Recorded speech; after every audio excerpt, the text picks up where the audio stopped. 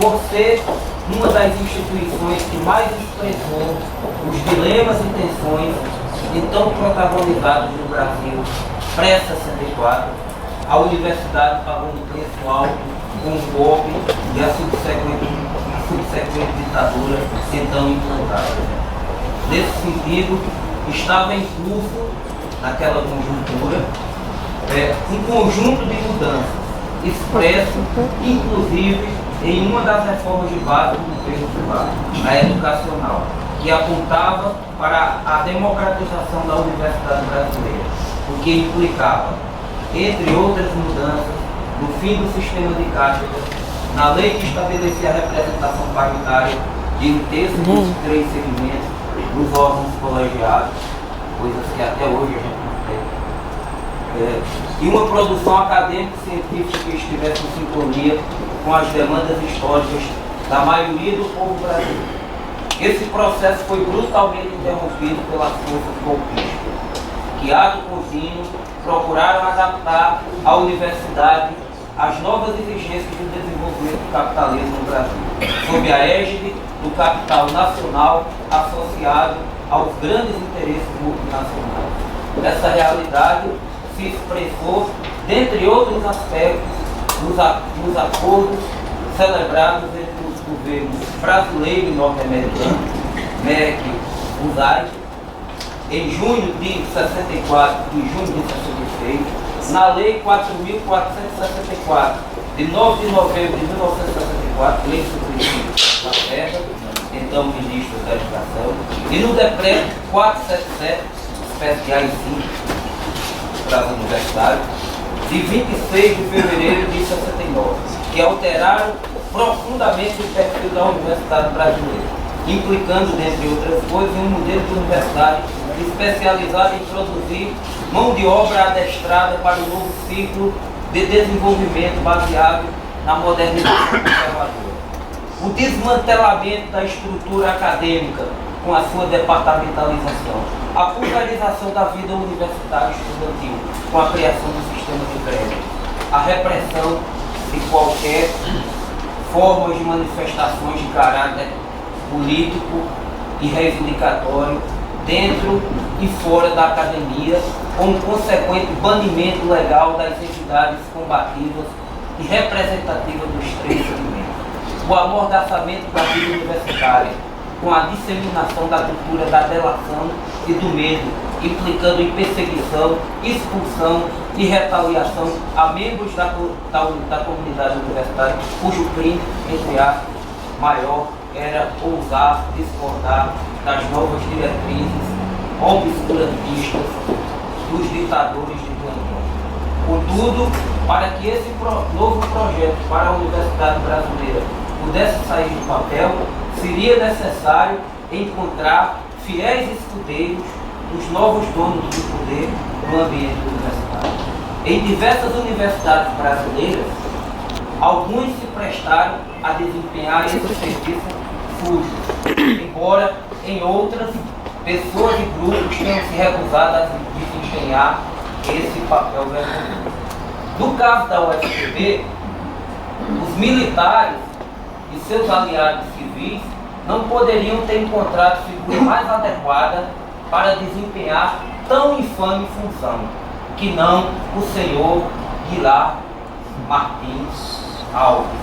Isso porque, além de professor da Faculdade de Medicina da instituição, era capitão do Exército e buscou cumprir à risca a tarefa de transformar a UFPB em uma grande caserna. Realidade essa que destoa totalmente de um ambiente universitário. Após a destituição de Mário Moacir Porto, então reitor da UFPB, quando do golpe de abril de 64, Guilherme Martins Alves foi nomeado interventor, permanecendo no cargo até o ano de 1971. Nesse longo período de reitorado, uma das páginas mais tristes e sinistras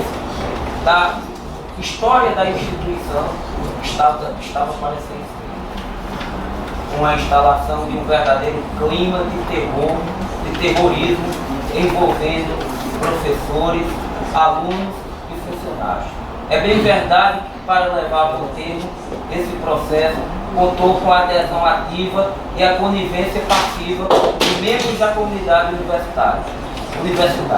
Tudo isso em perfeita sintonia com os órgãos de informação e repressão da ditadura em âmbito local, regional e nacional. Mesmo depois de deixar o cargo, a pesada sombra, o ex-reitor continuou a pairar na instituição. Como costuma ocorrer em períodos ditatoriais, sempre há aqueles que se prestam ao papel de bajuladores do déspota de ocasião. Foi nesse contexto que surgiu a ideia de denominar de Guilherme Alves Martins Alves o atual auditório do prédio da reitoria da UFCG, em que todos nós aqui estamos, ainda na década de 70, provavelmente no ano de 1973, de acordo com as pesquisas que eu desenvolvi no arquivo da instituição. Dentre as drásticas medidas impostas pelo reitor ditador Guilherme Martins Alves, durante o período em que permaneceu à frente do vestigial do governo, podemos citar duas apenas. Vou citar todas, seria a reunião extraordinária desse ponto. Ambas de 1969, no auge dos chamados anos de chumbo da ditadura. Essas duas medidas foram as seguintes. Isso está comprovado com documentação emanada da própria instituição, anexada a um livrinho chamado A Ditadura na UFPB, da historiadora Monique Cidadino, publicado na década de 90 pela ADUF PB JP. Destituição de diretores de unidades acadêmicas, destituiu vários diretores de unidades acadêmicas arbitrariamente, não renovação de contratos de trabalho de vários professores e técnicos administrativos, intervenção em entidades de representação estudantil. E 2. Punição disciplinar a diversos alunos e ex-alunos de diferentes unidades da instituição que tiveram seus pedidos de matrícula cancelados ou proibidos. Aqui por volta de 87 alunos foram proibidos de matricular. Observando essa última lista dos alunos punidos, aprovada por unanimidade por um conselho universitário, àquela altura totalmente subserviente aos ditames do reitor, encontramos o nome de João Roberto Bosque de Souza, dentre os mais de 80 alunos que tiveram naquela ocasião o seu elementar direito de estudar arbitrariamente negado, com implicações que foram para além de suas vidas de estudante. Como muitos de sua geração, o então aluno do terceiro ano da Faculdade de Medicina, coincidentemente, infeliz e triste coincidência, a mesma que pertencia o reitor ditador, João Roberto participou intensamente da retomada das lutas dentro e fora da universidade contra a ditadura militar, na condição de líder estudantil e militante de organizações de esquerda que atuavam nos movimentos sociais do período. Por conta dessa opção política e moral, pagou um preço alto, ao ser encontrado morto em 10 de outubro de 1969 nas águas turvas de um açude, olho d'água, localizado no município paraibano de Catolé do Norte. Seu corpo estava totalmente desfigurado, muito provavelmente em função das torturas que sofreu previamente. Como se tornou comum à época, a explicação oficial foi de que se tratou de morte natural por afogamento. Essa verdadeira farsa vem sendo desmontada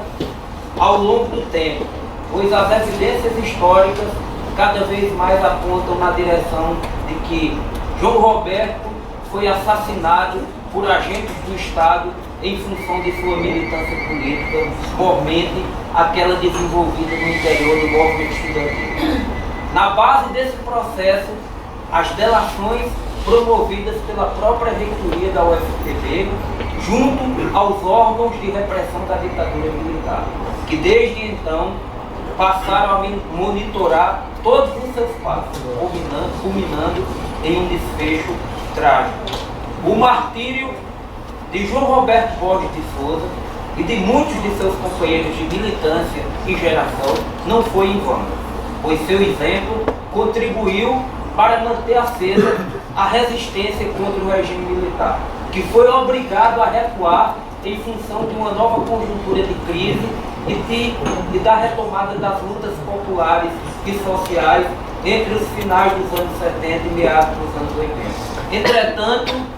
esse processo não foi suficiente para que transformações profundas em favor da grande maioria da população trabalhadora brasileira adviessem, pois a chamada transição democrática foi tutelada pelas classes dominantes,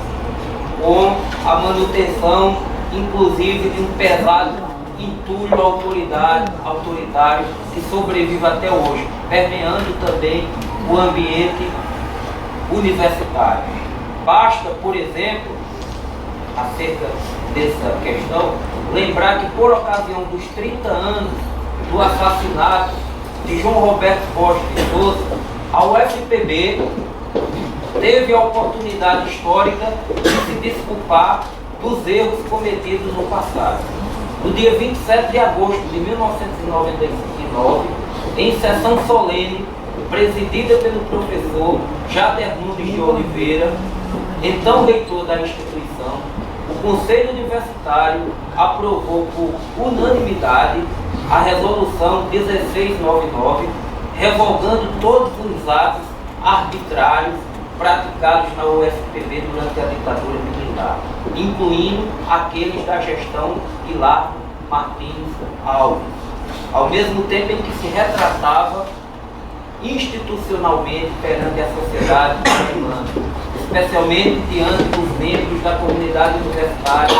punidos por atos de exceção provenientes daqueles tempos cumpridos. Contudo, naquele contexto de retratação, a comunidade universitária, especialmente aquela localizada no antigo Campus 2 de Campina Grande, perdeu uma excelente oportunidade de levar essa história até o fim, ao não propor naquela ocasião a supressão do nome do reitor ditador ao referido auditório. Mesmo com o desmembramento da UFPB e o consequente processo de criação de uma nova instituição em 2002, a UFCG, o quadro não se alterou. Convém lembrar ainda que desde então o referido auditório passou a abrigar as reuniões periódicas do colegiado pleno e das câmaras superiores, os mais importantes órgãos de deliberação coletiva da UFCG. Situação essa por si só incompatível, que fere e agride moralmente a consciência democrática.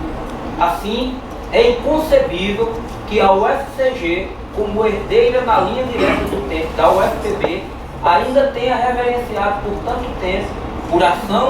ou por inércia, a memória de um personagem que tantos males trouxe à instituição e muitos de seus tempos. Só agora, em um momento em que a sociedade brasileira busca, é verdade que com atraso e muitas limitações impostas pelas forças dominantes, acertar contas